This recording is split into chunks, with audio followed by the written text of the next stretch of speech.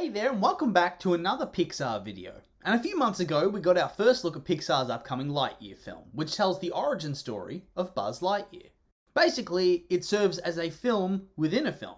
This is the movie that Andy would have gone to see during Toy Story 1 that the toy is based off. And when this was first announced, I was apprehensive. I thought the idea was a little bit odd, and it wouldn't be the same without Tim Allen voicing Buzz. Instead, we had Chris Evans. And that was really the extent of my feelings on the matter. Until we got that first trailer, and I decided that I am in fact an idiot. And that I really need to stop judging things based on my first impressions. Because honestly, that first trailer blew me out of the water. It looked great. Chris Evans sounded great. And it just looked like the movie was going to be a lot of fun. The only thing I think was missing from that trailer was the plot. Yeah, they showed us a little bit of the story, but they didn't show what direction the story was going to go within the clips or narration. More just general exposition. And so for the second trailer, that was probably what needed to be addressed the most. And thankfully, it was. And this trailer, in all honesty, I think was even better than the last, and raised my already high hype levels even higher. So now there really isn't anything else to do but to run through the trailer and give some of my thoughts. And so with that being said, let's jump into it. We start off the trailer with even more amazing visuals. Seriously, that giant spaceship descending onto the planet and then the dust kicking up off the ground. It's honestly mind-boggling how far Pixar's come since we first saw their work. Like seriously, take a look at Toy Story 1 and then this. It is insane how much they've progressed over 25 years. I mean, they've always been at the forefront of the animated industry since they debuted, always pushing boundaries and striving to have the best looking films, as well as having the best stories.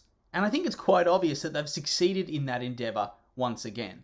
And also the reflection from his face inside the space helmet. Oh, god damn it. I love everything about how this film looks. It's just so beautiful. And here is where we get our first look at the plot, as Buzz's narration's interrupted by another character who's also in the full Buzz Lightyear gear. And I gotta say, it's so weird after all these years of only Buzz really wearing that stuff, unless you check out the old cartoons and whatnot, that we see a completely different character in the very same gear. It all at once looks so strange and new, whilst also looking completely and utterly familiar and nostalgic. So that other character seems to be a person named Commander Hawthorne, as is explained in the subsequent scenes where she wishes him well as she gets into his spaceship, and then walks him through the specifics of the test flight. Namely, that he's going to have 4 minutes to conduct his interplanetary hyperlaunch test, and then he has to come right back. But obviously, things have to go wrong for there to be a storyline. Also, once again, the visuals for this sequence were just amazing. Him going through hyperspace with all the colours and then bursting out of the portal? Yes.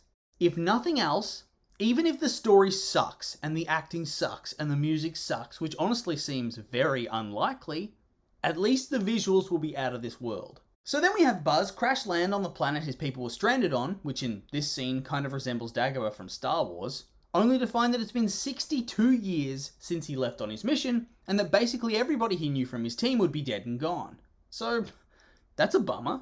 But I'm glad they got that information out of the way early, because even in the trailer, you get a sense of that bond between Buzz and the Commander. If you went into the film expecting them to be hanging out the entire film, and then got the gut punch of her being dead after they have their own little secret finger touch thing, that would be awful. But on the other hand, it would also be a classic Pixar thing to do. But I'm glad it was revealed in the trailer. Although, I guess they really didn't have much of a choice, as the bulk of the story is going to have to take place after the time skip.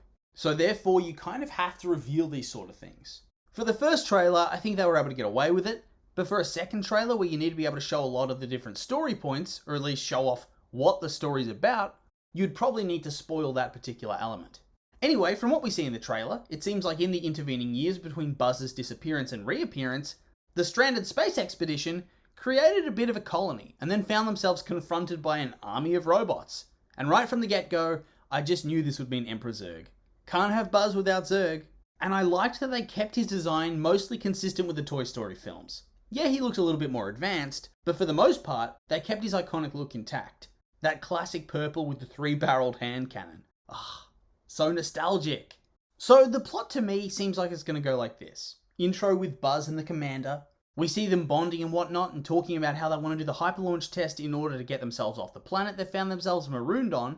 And from here, Buzz does the test, time skip, and crash lands, unable to contact anybody and unsure of what's happened. Here is where he meets Hawthorne's granddaughter Izzy, who saves him from Zurg's robot horde, and will probably end up giving him important exposition about what the hell's been going on and why there are crazy killer robots going around.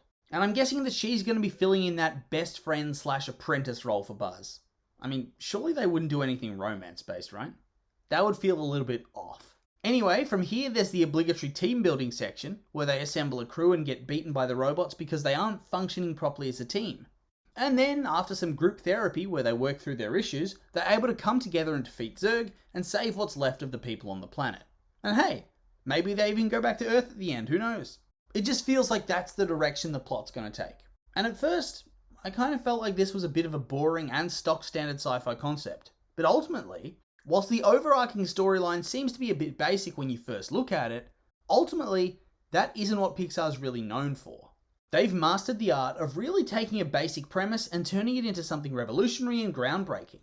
And based on what I've seen so far, I think we're in for another masterpiece where they're able to show off just how good they can be, and prove that they still deserve to be in the conversation for best animated studio in the world today. But yeah, that's all I really have to say about this trailer. It looks good, it sounds good, I'm feeling good, please don't be a letdown. So in the end, those have been my opinions, and now I'd like to hear yours. What did you think of the trailer? You like it? Hate it? I'm curious for your thoughts, so make sure to like, comment, and subscribe, and let me know.